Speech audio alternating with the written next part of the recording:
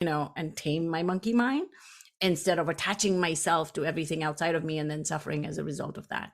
So breath work is a very active form of meditation because it drops you into deep altered states. It drops you into deep states of relaxation, which is what essentially the idea of meditation is to drop into, like, disconnect your mind and just drop into your body, drop into your inner knowing, drop into your spirit, right?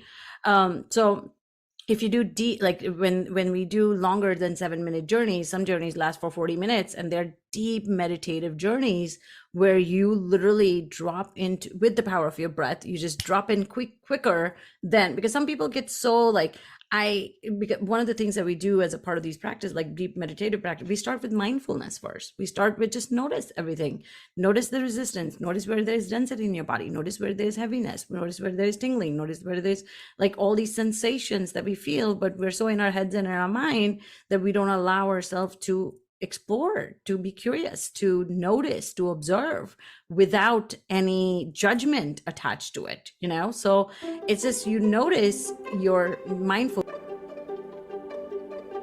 Namaste, beautiful souls. I'm Shilpa, and you're tuned into the Omni Mindfulness podcast, a sanctuary for spiritual entrepreneurs. As a holistic mindfulness coach and social marketing strategist, I'm here to guide you on a transformative journey. On this show, we explore captivating stories and provide practical tools that deepen your connection with your authentic self. Through the personal and professional narratives of remarkable individuals, we expand our consciousness and ignite the spark of possibility. Each season, I curate content that empowers you to create a holistic lifestyle encompassing spirituality, mindfulness, energy awareness, and mindset. Join me as we engage in conversations with experts in their respective fields and share solo casts from yours truly, all aimed at supporting you and relaxing, revitalizing, resetting your body, mind, and spirit. I'm your host and the visionary behind Omni Mindfulness. So what if just one story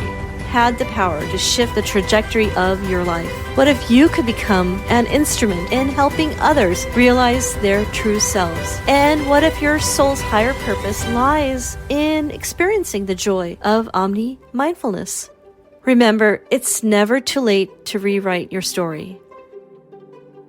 Welcome to Season 7 as we embark on an exhilarating journey into energy awareness.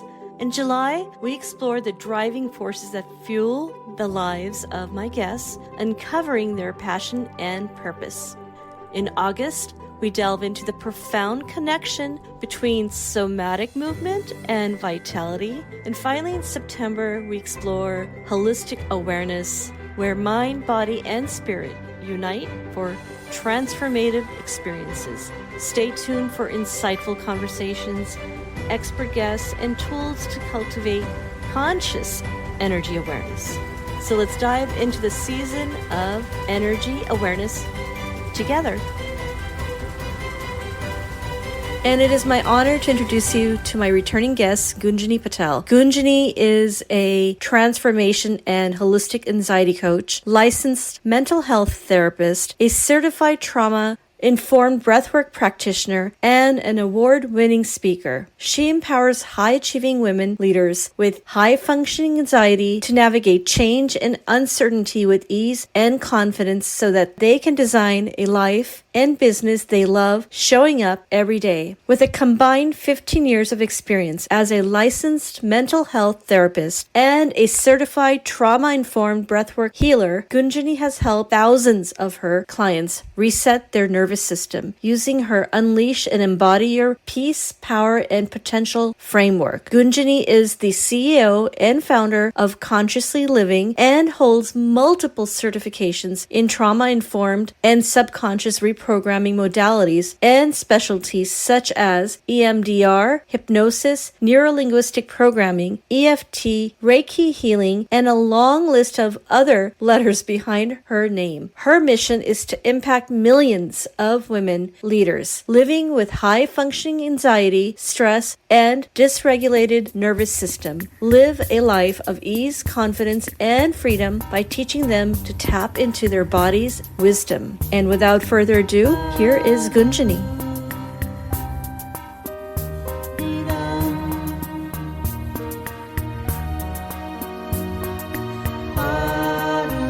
Welcome, Gunjani. Welcome back.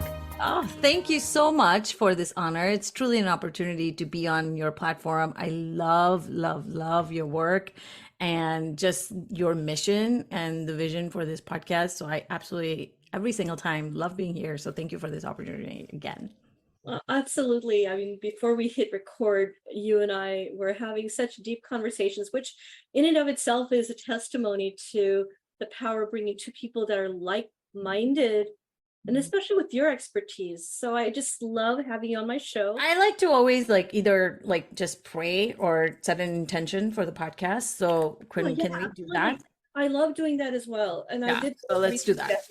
And you, it can be in your head, it can be in my head, but I mean, anybody who receives this podcast, I want them to literally be connected to so much love. May this podcast activate so much joy in their lives, so much abundance in their life, so much fun in their lives, and so much freedom in their lives. Every woman that receives this podcast, may this touch her heart, bring her so much light, bring her so many awesome tools that she can thrive and just be the most limitless and infinite version of herself as she receives this work from you and I. And may we be used as a vessel to, for things to flow through us, that everybody that's meant to receive this will receive this and receive so much more from this. And may this be good for the highest good of everybody involved.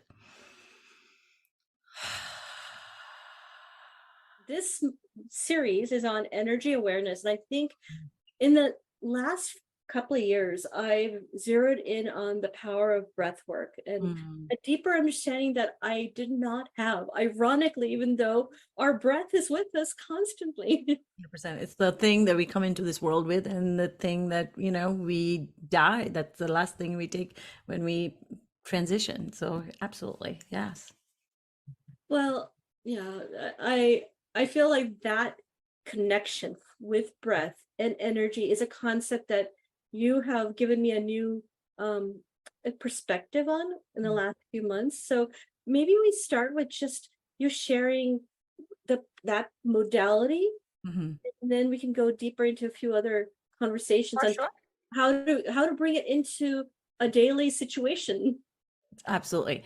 So the word breathwork means to me so many different things. Like when I came across this modality, I was not sure. I used to hear it as a buzzword on Instagram and all the platforms all the time. But growing up Indian, pranayam was a big part of my life. Breath of fire was a big part of my life. Kapalbhati and all those things, right?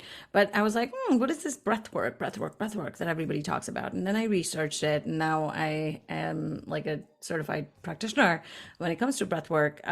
But it absolutely changed that 6 months of the certification program that I went through. And I went through pause certification, and basically that modality is a trauma informed practice, because it, again, one of the things that it taught me, that all the things that it taught me was something that I was not living life by. It literally taught me that breathwork works, and the way you breathe is the way you live. And for me, what that means was, yes, we breathe all the time. We literally take approximately around 22,000 breaths a day. But unfortunately, what most of us don't do, or what I didn't do before this modality came into my life and I understood the depth of it, was none of those breaths were intentional. And, I was literally living most of my life asleep and not conscious and intentional. So as a part of this practice, one of the things that I do now is I'm very, very, very intentional. I'm not big on goal setting anymore, because it was like very hustle, masculine, forceful to me. But instead, I'm more in my body instead. I'm more connected. Like I have experienced high functioning anxiety most of my life. High functioning anxiety is not really uh what you call it, DSM diagnosis, but it's like it still impaired my life at times in ways that I was not the best in terms of my psychological well-being, and not the best as in I didn't know how to move through my emotions. I grew up in a household where we didn't talk about emotions, we didn't talk about mental health, we didn't talk about finances, we didn't talk about a lot of things, a lot of things. And as a result, I've been a mental health therapist for 15 years. And the way breath work helped, I wanted a self-healing tool that was very, I could use at my will. I could tap into the power of that.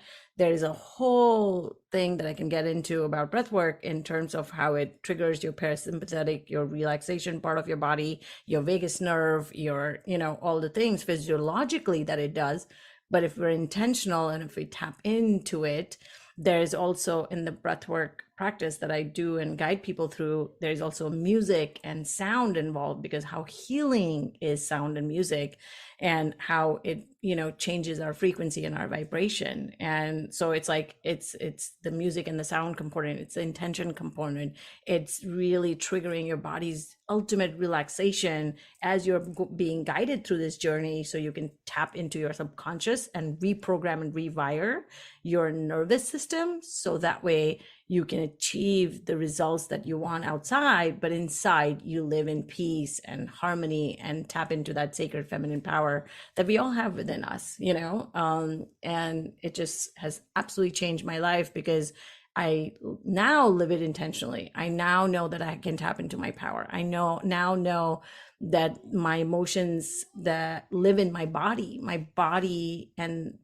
my cellular memory can be changed just through merely using my breath. So yeah. And what's interesting is, as you were talking about the number of breaths we take in a day, not being conscious, I am one of them. Although in the last few years of meditation, that becomes a sort of an implicit part of 100%. Yeah. Well, what's interesting is, you probably remember the how do you say it? The stats around the number. Yeah. It's about the number of thoughts we have in a day. 100%. Like the number of thoughts we have is like 60 to 70,000 thoughts a day.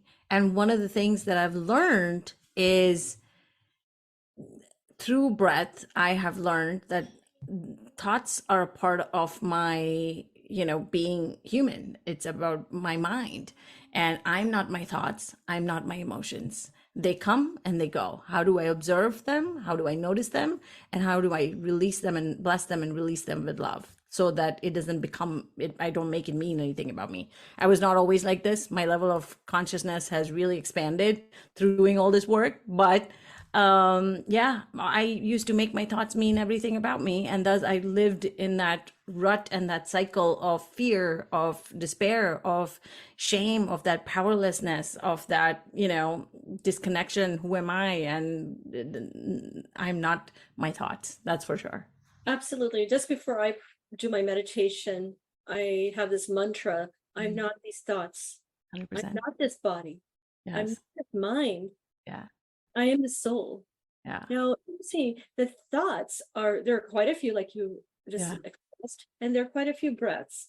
Yes. And what's interesting is, through the narratives of our maybe cultural upbringing or whatever conditions that we were presented in this life, we come up with stories. 100%. And these stories then somehow become so integrated into who we are that we start believing them. 100%. So I recall, just before we hit record, you said something that just it just lifted my heart. Now, what was that expression used in reference to stories? I really so one of the I want to put that in context. Because most of my life I've treated and specialized in treating anxiety, PTSD, acute stress, and trauma and depression. And I personally have experienced that in my own life, and treated it, and having my family experience that too, because it's generational. It's like 47% of depression, anxiety, trauma, PTSD, and acute stress, we are genetically predisposed to, whether we like it or not. The other 40% is our perception of our event. So it's like, my son, he's 5 years old, for example, and he'll want a toy or something. And it's like, Mommy, if I don't get him, he wants a toy every day. And that's not possible every day. We can't have an Amazon package every day. So sometimes he relates that to, Mommy, you don't love me. And then we literally had to sit down and talk about what love means, how not to associate his word to materialism. I don't want to get too deep into the story, but basically our subconscious, which is our 95% of our body, it's our subconscious mind. 95% of it is the stories we told ourselves in the first 7 years of life. And, it's like how we perceived our reality outside of us, how we perceived our environment, how we perceived our culture, how we perceived our things that happen. It's like, to me, perception is the stories that we tell ourselves, right? So it's like, according to him, it's like, you don't love me. And that's his story, which I had to step in and work on it. Well, my mom had me when she was 20. So I don't think she had the knowledge and all the knowledge that we now have available to us, especially because of mental health. I'm a therapist, so I know all this information because I have training and work and all this stuff, right? And most people do now these days because we have internet, right? Instagram is like the new therapy, which it is not. I absolutely don't want to discount that, being licensed in California and Florida, but it's like the stories that we tell ourselves is 40% the bulk of the stuff. And our brain, the thinking brain, the language brain, the story brain develops at 3, and it doesn't completely develop till we're 27 years old.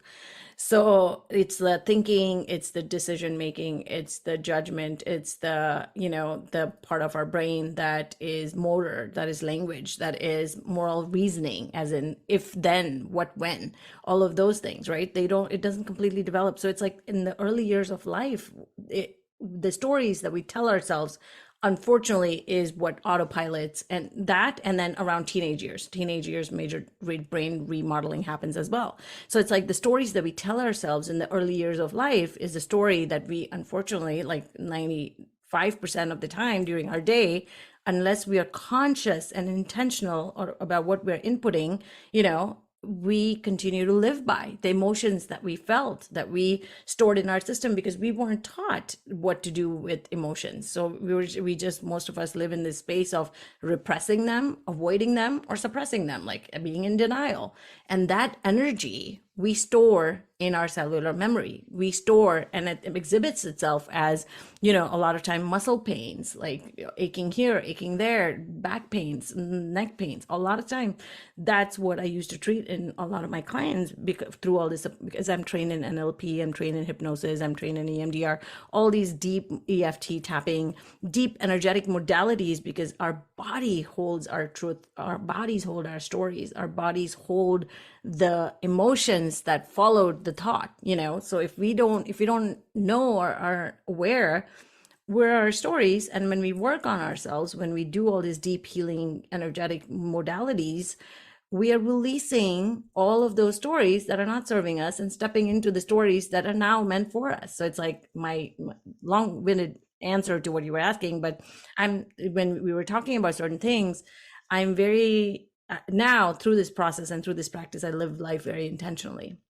And as a result of that, it's like, yes, that used to be my story at one point, but that's not my story anymore. I have shifted from that identity to who I am today and who I will continue to grow. So what I'm sharing with you today might not be my story anymore 10 years down the road, or even 6 months, because I live life in 6-month increments, and it doesn't have to be my story anymore. And that is so profound, that phrase, that's not my story anymore, because we can't assume that we're locked. We cannot believe that there is hope, and 100%. we are expanding consciously. Sometimes maybe we are not aware, but that's why modalities that are like breathwork, meditation, which are very much, I think, aligned, 100%. and journaling, all these modalities that we're now becoming more consciously integrating in our day-to-day lives, they become mainstream. I don't think 100%. it was not talked about. Like you were saying, your mother was 21. My mom was 21, 22 when she got married. Yeah.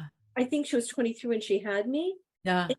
She had probably between her and my dad a good amount of colorful Yes. Yes. Their own traumas, right? Like the things that, yeah. And I recall multiple incidents, and you probably yeah, remember my yeah, backstory, but there were multiple incidences where at least there was this inner part of my child that told mhm, me that this may not be the healthiest way to mhm, manage this, but then mhm. there was nobody else telling me around me, like, yeah, Shilpa, you're onto something. But I would Right. see time and again something traumatic happen, and it was never talked about.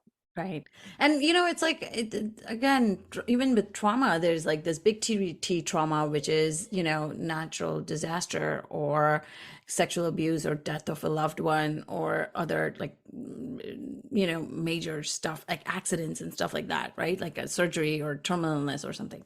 And then there's small T trauma that really are just as important that, that impact us in terms of the actions, in terms of the way we keep playing small, in terms of the way we keep self-sabotaging ourselves, in terms of the way, like the fear of success, the fear of failure, the fear, like the perfectionism, the people pleasing, all of those, like paralysis analysis, all of those things that we hear in terms of fear and anxiety are the things that we keep meeting up against when we are trying to expand, when we know that there is a deep inner part of us telling us you're onto something. Like intuitively we know, intuitively we are so connected, but not processing all these emotions that clogs, or it's almost like fogs our view of the clarity that we deeply have within each of us. We have, like, I truly believe that our body has so much wisdom and we can access that wisdom if we only allow ourselves to process through the emotions, to process through our stories, to process through what, to guide us into what we value now, what we desire now, what we want. And that is possible, but it can be possible if we don't work through some of the deep emotions. And one of the things, like, earlier in this is a perfect example of this is not my story anymore. One of my stories used to be when I was healing is hard, healing is painful, healing is difficult. And now I'm like, healing can be easy, it can be gentle, it can be very, not as, like, I don't like to use not as painful because then it's like our subconscious picks up the negative, but it's like it can be gentle and safe and it doesn't have to be difficult. But there are modalities that can do that. It's just that you have to find what's right for you and what is the story that you're telling yourself, because thoughts repeated over and over become our belief over time, and it's like that becomes our story, and that doesn't have to be our story. Our stories can change, as we expand, as we grow. And going back to energy, thoughts are energy, and 100%. how to become consciously aware of what frequency we're vibrating in our thoughts and the flow Yes. of the thoughts. That's where meditation 100%. helps. It Yes. majorly helps. Big H, 100%. basically. Yes. And then tying that with the breath work, it Yes. gives it the power to then say, how will I now ground myself? How will I center 100%. myself? Yes. So for me, like breath work is meditation, but breath work is an active meditation. So I'll have a lot of people come in and they say, I can't do meditation because I can't sit still. Well, the idea is not to sit still. The idea is, like, one of the biggest things that I do, like when we drop into, so there's breath practices that you can do, or breath patterns that you can do, that if you do less than 7 minutes or less, you can absolutely do that as your daily maintenance, as to, tap into your intuition, as you can do to tap into your guidance, you do to energize you instead of a coffee, you do to just calm and ground. The breath work is for people who have tried meditation for years but can't, as in they're very active and they don't like just sitting, and that's okay. Some people don't like sitting, and I have ADHD. I've never liked just sitting, but I've also been a meditator, and I know that it helps me just observe instead of, and tame my monkey mind, instead of attaching myself to everything outside of me and then suffering as a result of that. So breath work is a very active form of meditation because it drops you into deep altered states. It drops you into deep states of relaxation, which is what essentially the idea of meditation is to drop into, like, disconnect your mind and just drop into your body, drop into your inner knowing, drop into your spirit, right? So if you do deep, like when we do longer than 7-minute journeys, some journeys last for 40 minutes, and they're deep meditative journeys where you literally drop into, with the power of your breath, you just drop in quicker than, because some people get so like, because one of the things that we do as a part of these practice, like deep meditative practice, we start with mindfulness first. We start with just notice everything. Notice the resistance. Notice where there's density in your body. Notice where there's heaviness. Notice where there's tingling. Notice where there's like all these sensations that we feel, but we're so in our heads and in our mind that we don't allow ourselves to explore, to be curious, to notice, to observe without any judgment attached to it, So it's just, you notice your mindfully, and then you drop into whatever is here and whatever your intention for the entire journey is. So I'll do a lot of workshops in terms of meditative breathwork sessions where it's like the intention, like yesterday I just did one and it was like raise your vibration. So it's like, okay, how can you connect with the deepest parts of yourself, raise your vibration permanently, so your old story is not your story anymore. Your old emotions that you're used to recycling and being in the loop is not your story anymore, or not your go to anymore in terms of emotions. So it's meditation, but it's for people who are active. It's like, if you have thoughts, a lot of times women, when I lead them through this practice, they're like, oh, I have all these thoughts. And it's like, don't attach. It's just stress leaving your body. Your thoughts are energy in motion. When you get quiet, it leaves your body. But if you're paying attention to it, if you're aware of it leaving your body, then it's healing. But if you're just on autopilot over and over, then you're just in this loop of addiction to emotional suffering. Pain, I think, is inevitable in this human lifetime. Suffering is optional. We get stuck in the pain and don't know how to metabolize that pain. And breath work is the fastest, most gentlest way of tapping into that pain without getting attached to it, without making it mean anything about us, without teaching us anything. It's like life is the only place where we get, tests first, lessons later. So it's like, if we meet that pain, there's a lesson. Once we learn the lesson, the pain is gone. And breath work helps you do that because it taps you into the relaxation part of your body. It helps you feel safe in your body. And then you metabolize that pain, you learn from it. Like, okay, this is where my boundaries are violated. This is what hurts my feelings because I completely disagree with the way you're showing up and I'm showing up, with the way that I'm feeling as a result of all of these things that are happening, with the way that my inner child parts are showing up. They're freaking out right now, and let me pay attention to myself too. And, it's like, it teaches us so many different things.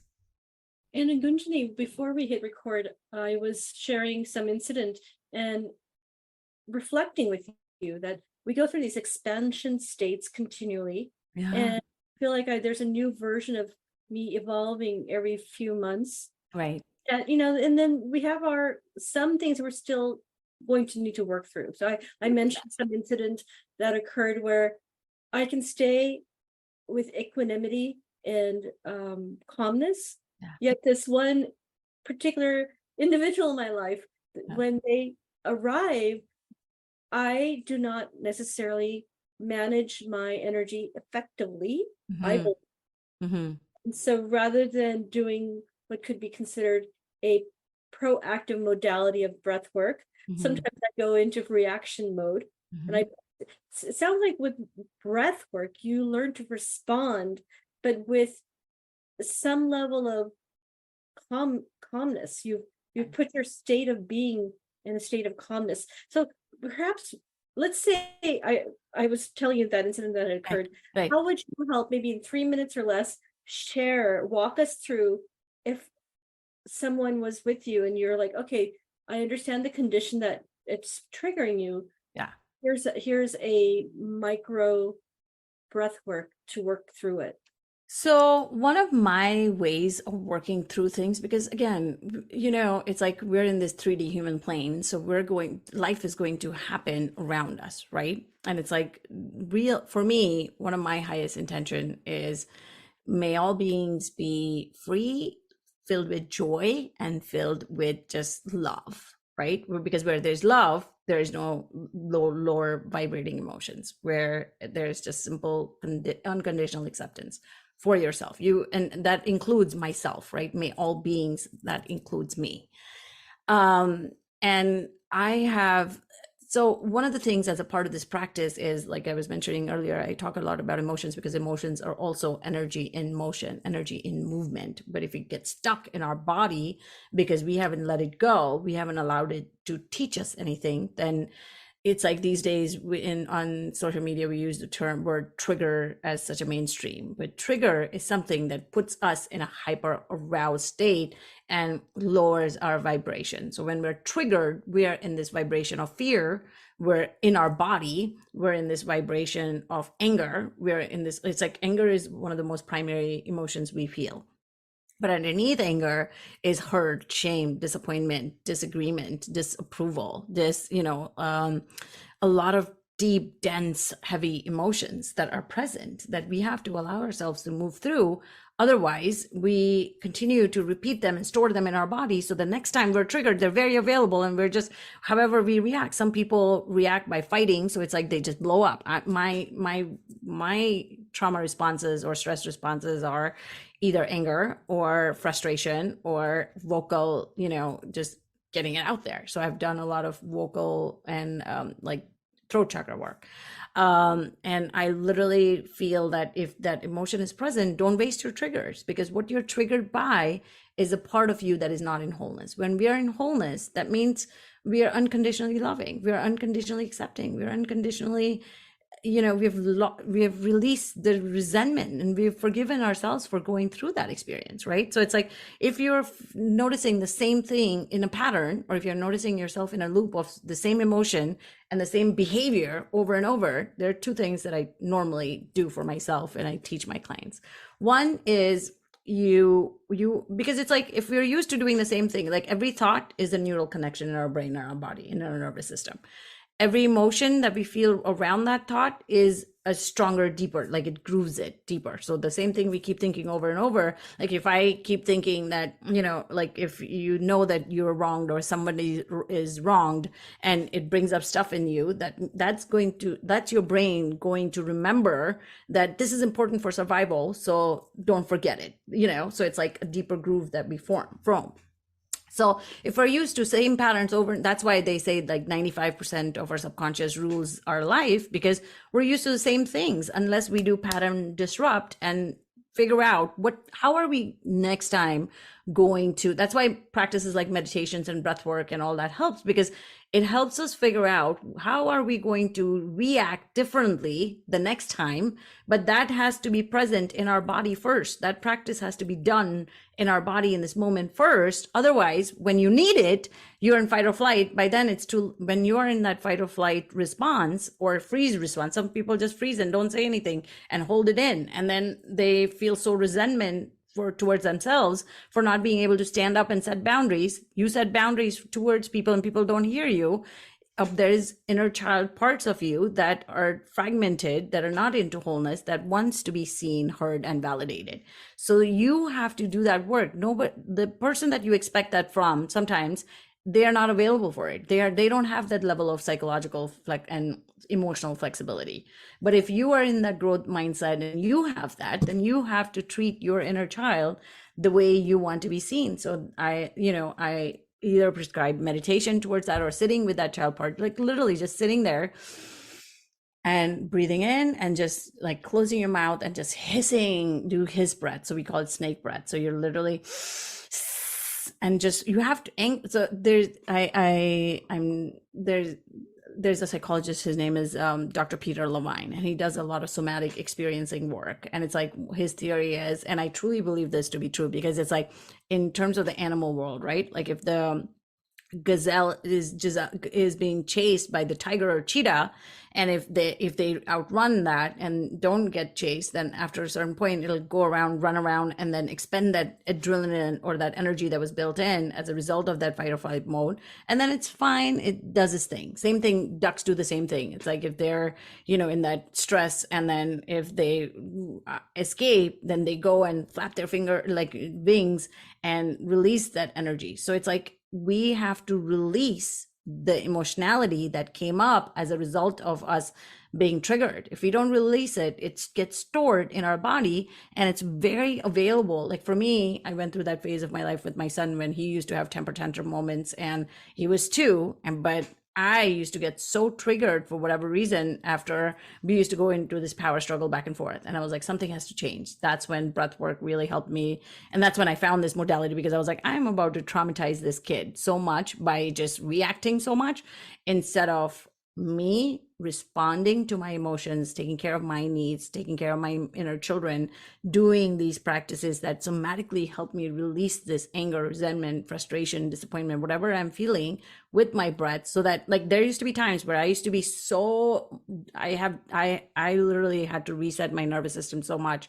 And once I reset it, it's like there used to be times where he used to trigger me, quote unquote, and I would want to respond just like my old ways, but I would be so peace, grounded, and connected, because in my meditations, in my breath work, I used to see how I wanted to appear as opposed to how I normally keep showing up as. And thus, it's like they had his emotions or his big feelings had no power over me, because my inner children were taken care of. My parts were, my inner child parts were held, seen, supported by me doing this work, as in me sending love and safety to them in my body. It had to be a felt sense. It couldn't just be, it's like thinking about peace versus feeling peace, two different things. So you have to teach yourself grounding, and it's like you have to build those neural connections where you are in your frame, you are in your body, you are safe in your body. When you're triggered, you're not safe in your body. You've left your body and you're out there with that person, merging with their energy. And if you don't have the energetic tools and boundaries, you are merging with them, because as inner children, they, now these days we talk about conscious parenting and gentle parenting. Where I grew up in my culture, I was not the author of my life. It was literally like Shifali Sabari says, like, I brought you into this world, you're going to do as I say, and you're going to, like, we weren't allowed to think for ourselves. We weren't allowed to have a say. We weren't allowed to have a boundary. We had to be respectful and obedient, and that leads to a lot of suppression of our voice and boundary setting, and not feeling seen, heard, and validated. So those inner children have to be integrated into, you know what, I'm in my power, you do you. No, this is how I want to set my boundaries. This is what it looks like in action. And thus, it's like it takes support and accountability in the beginning to, get to that place. But then once you're in that place, that part of you is healed and no more a trigger. Sounds like almost like analogous to a circuit board, and the circuit used to the neural paths. And when you have recognized, like I have recognized, awareness is the first step to change. It's like literally awareness is like the big 80% of healing, because now you're aware of what you want to do with it. Exactly. Now that I'm aware, one of my awareness of my particular trigger is that I go into reactive mode so quickly. And it goes back to this desire to be seen, to be heard, and be obedient, and appear that I'm giving them the energy that they're immediately requiring of me. Right. And it takes away from what I feel my own power. 100%. And it's self-abandoning, right? We talk about self-love so much, and it's like self-love is really meeting your needs, meeting your inner child parts with love, seeing them with so much kindness, so much compassion, like you matter. Most of us were raised with so much giving, and self-abandoning that we just don't realize that we have needs and they need to be met first, so that we can show up for other people as our highest self. Showing up and just being there and reacting is not our highest self. And just a little bit of a tangent, but I know that in the Western society, often there's this notion of self-care, but I feel like sometimes, and I'm not saying this as a blanket statement, but sometimes it can become more like go to a day spa or do this. It's a superficial bandage to some deeper inner work. 100%. It is really about, like you said, start with awareness, which really the first step came through meditation. Yes. And introspection. But now that I'm aware, it seems like after I shared this incident with you, that they will happen, because that person will not change. You can't change other people. You can't control how other people feel. You can't control their emotions, but you can change. Come up with some new scenario, and they're not consciously doing it, but let's say whatever incidences I gave, there'll be some yet new one. But what I can do is whatever situation or context I'm in. I could be at a family event, or I could luckily be at home where I could just withdraw. But it is my prerogative, it is Yeah. my responsibility Yes. to pause 100%. and step away, Yes. break the circuit, Hmm. and then do the breath work.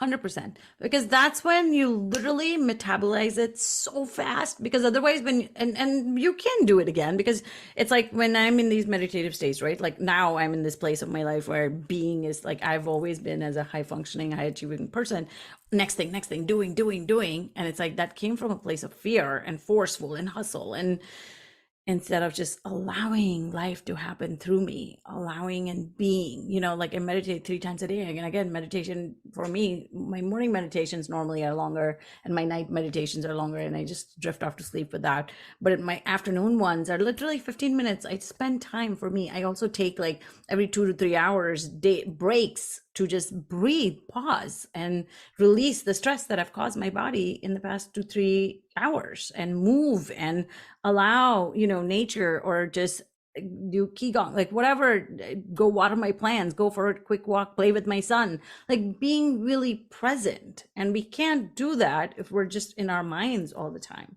And yeah. And I'm sure that you've noticed, because I've noticed this, that when those triggers do occur, my breath matches the vibration. So Yes. and That's why the way we breathe is the way we live. Yeah, I mean, like I know that when I'm around what they call in the Indian culture the elders, and I find myself like my tightness in my chest, my breath is not flowing. And I find myself going, oh, I haven't taken a full breath in a while. But then I'm in another situation. Lately I swim. I love swimming. And when I'm in that state of flow, I find myself taking deep breaths, very conscientious. Or Yes. obviously when I'm done with a meditation, or Yep. spending time with my loved ones, that Yeah. bring my energy to a place of feeling seen, heard. Right. Yes. Yes. So having said that, a lot of my audience, I believe, are women who are high achieving, who are recognizing now the power of these modalities. Could you do like a 2-minute meditation? Sure. Yeah. I believe that you are going to do the music later, right? I am just going to walk them through the practice right now. Yeah. And literally, every time I start with an intention. So in this process, let's start with an intention to just ground. There are different breath patterns that does different things. So we're going to do 3 breaths, let's do 3 breath patterns. One breath pattern is cleansing breath, just getting in your body and just breathing and noticing your breath as you get in your body. So you're going to start, either soften your gaze, close your eyes, whatever feels good. If you get comfortable, just get really safe. You don't even have to do anything major. You can just literally do it where you are. Or you can stand for this practice as well. Literally, whatever feels good and nourishing to your body. And you're literally going to notice your breath. Breathing in, and literally breathing in an intention. It is safe to feel. A lot of times we've told our stories that it is not safe to feel. And that's why it's like we don't allow ourselves to just be present. I am present, breathing that in and just releasing everything that keeps you from that. Breathing out, it is safe to let go. And just noticing where in your body are you feeling the most tension? Just getting really attuning yourself to your body. If you want to stand up and move and shake off and jump, or whatever you want to do in this moment, just incorporate that and just be present in this moment with your breath and yourself.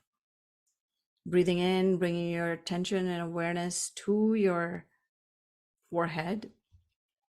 If there's any tension with each exhale out, just releasing. We call these the cleansing breaths, just conscious breath in through your nose and exhaling, noticing, maybe putting your hand on your heart. The Heart Math Institute has shown in terms of studies that when you bring your awareness to your heart, you expand your electromagnetic waves around you, inside your body. It is so healing, it is so nurturing and nourishing. So with each breath in, Switching to a halo active breath, which is more conscious and a little deeper in through your nose, and exhaling forcefully everything, all the stress. And again, staying in your body's discernment. In this moment, if that doesn't feel good, that is not nourishing, I'm cue number 2, listening to your body.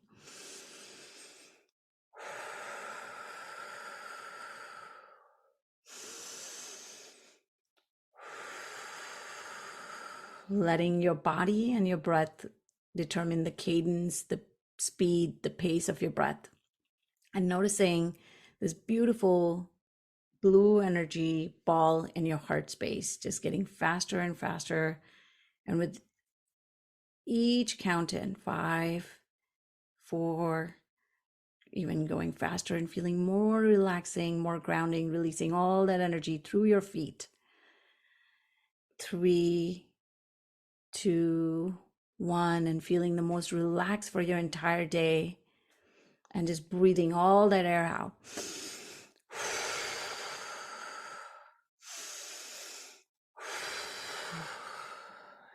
And in your next breath, noticing your jaw, if there's any tension in your shoulder, relaxing your left arm, and just keeping that breath going.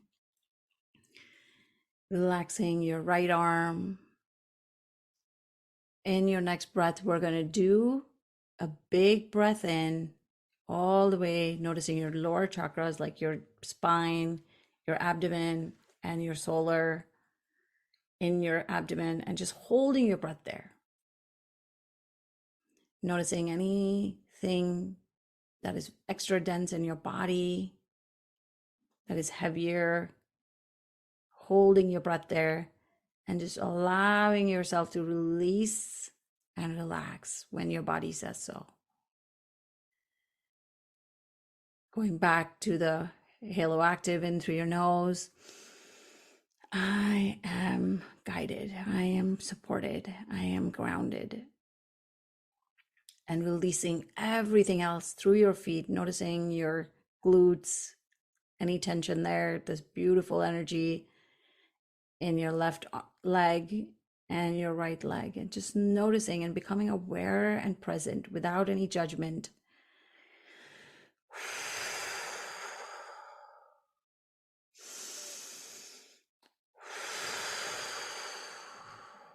Going in a little deeper. Each breath in is a fresh energy, fresh prana, fresh life force into your body, waking up 10,000 miles worth of your cardiovascular system, sending all this oxygen, all this fresh energy, releasing all the energy that is not serving you in this moment. Breathing in and releasing. And we're going to do one more bottom hold, which is our third breath pattern, which is in through your nose, emptying out your entire container and holding your breath there. For women that have anxiety, this literally takes all the energy from your head all the way into your ground for 10 seconds. When you do that, your mind unhooks and goes into deeper states of relaxation and a sense of deep safety and calm. And letting go when you're ready. And noticing how alive and calm and shifted and energetically you are in the state of love and acceptance and gratitude. And then before we end our practice today, just noticing one thing, putting your hands on your heart and one on your abdomen, and just noticing one thing you feel appreciative of, that you get to breathe this next breath, that you feel alive, or one thing you feel grateful for. And just opening your eyes when you're ready.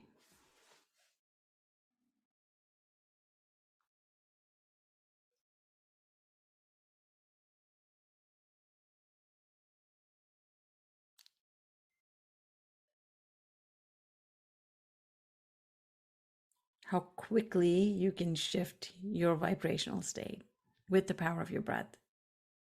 Sometimes you just need even half a second, 30 seconds. And the 3 stages you brought us through, seems like towards the end, then you were releasing a lot of that energy that you were becoming aware of. 100%. We become more aware, we become more present, we become more safe, we become more connected to the love Mm-hmm. and the source. Oh, Gunjani, you have so many modalities and gifts to give to the world, and I'm so grateful that you're here. Likewise, my vision and my mission is to impact million women live the best version of themselves, whatever that might be, to live a life that is wired for peace and harmony and just joy and fun. That never used to be my story because a lot of my early decades of my life were, I was living in depression and didn't even know it. And I'm like, now that I do these guided practices, these deeper practices, this lot of healing work, I'm like, we are here to have fun in life. We're not here to be caught in our trauma or patterns or things that don't serve us anymore. And our way out to the connection to our highest self, to our future self, to God, to universe, to whatever nature, whatever that word is for you, is going within and tapping into our wisdom that is within us. All that we need is within us. Unfortunately, we don't know how to tap into that. And as a result, we get, we are stuck. We play small. We don't live as authentically as ourselves. We don't live as free as we could. We don't live as alive as we can in every moment that, that is possible for us. So I really think that, doing this work has changed me. And now I feel like I want to pay that forward and teach every woman to tap into our highest self so that she can live her full potential and not just keep doing the same things. Like, we're not here to just, work and pay bills and die one day. We're here to live our life feeling fully alive, fully excited, fully like, yes, I can do this. And, I'm here to learn. I'm here to expand. I'm here to remember and realize that what is possible for me. And to tune into your true self, your 100%. higher self, Yeah. which is a state of ever Infinite, limitless. limitless bliss. Yes. That's why I love the name of your podcast, because I'm like, Omni, that is like the ever present part of us that is Mm-hmm. here, that is available to us, that we can tap into. But we have to make that, the doer in us has to make that possible by being in that stillness, by just allowing ourselves to just pause, to take that time instead of doing. It's like, that's why, when a lot of people are like, I don't have time. Well, that's when you need to meditate more to gain more time, because otherwise we keep ourselves so busy in this busy work, and then we're not being effective and strategic with our time and energy and the wisdom. We're not guided. We're not taking guided, aligned actions. We're just operating out of our ego, out of our patterns, out of our not self, themes. External conditions, and then those conditions become the things that we think we have to respond to. 100%. So, absolutely, gaining the awareness of who you really are sounds like the path that you're giving to other people, the joy. 100%. And I'm still learning and I'm still expanding, and I'm still switching my stories. And I truly feel like, like my things are like the 3 P's: peace, power, and potential. Like, that's all I want women to experience. When you are in peace with who you are, when you are living in that freedom, you want to give, like, heal people. So I want to give so much to so many women that I come across, because like, even through my work and through my being, if people are inspired, if there used to be times in my life that I didn't have hope at all, and I was like, what am I even doing here? Well, like, what's the point of all this pain? And I want to rid myself of that. And now that I'm awake, I'm like, what can I do to, wake other people up and share some of this wisdom that I've gained across through my own journey? And it gets to be easy, it gets to be fun, it gets to be, an adventure, it gets to be loving and safe and kind. And kind and loving, because I believe that the journey allows us to not only change our vibration, but also learn to be more empathetic and compassionate. 100%. And that starts with us first. Like, I used to self-abandon all the time and pour out of an empty bucket and give. And that served nobody. And then I realized, okay, when I am in my truest, highest expression, I show up so much nicer for myself and for my family, for my friends, for my community, for my tribe, and it's just like, when we take care of ourselves, we inadvertently impact others around us. Oh, wonderful. Well, Gunjani, I hope you come back. Thank you. Me too. I love being on your show. So thank you for having me. It You have truly so is much an honor. wisdom, And and for all of you that have been listening, because I know that your time is really very important. And I'm so glad that you were here, spend time with us, and hopefully you gained something from us and learned something from us. Yeah. check out the show notes, because Gunjani has a lot of powerful tools and services, and I would love for people to check her out. Absolutely. Okay. Thank you. Thank you so much. Gunjani, until next time, Yes, absolutely. See you soon. see you soon. Thanks for tuning in, sweet soul. If you've enjoyed this episode, I would be so grateful for your kind review on Apple Podcast. Simply click on the link in the show notes to leave your lovely feedback and uplift our spirits. Your support means the world to me and helps our show thrive. So please show me your love and continue to practice Omni Mindfulness.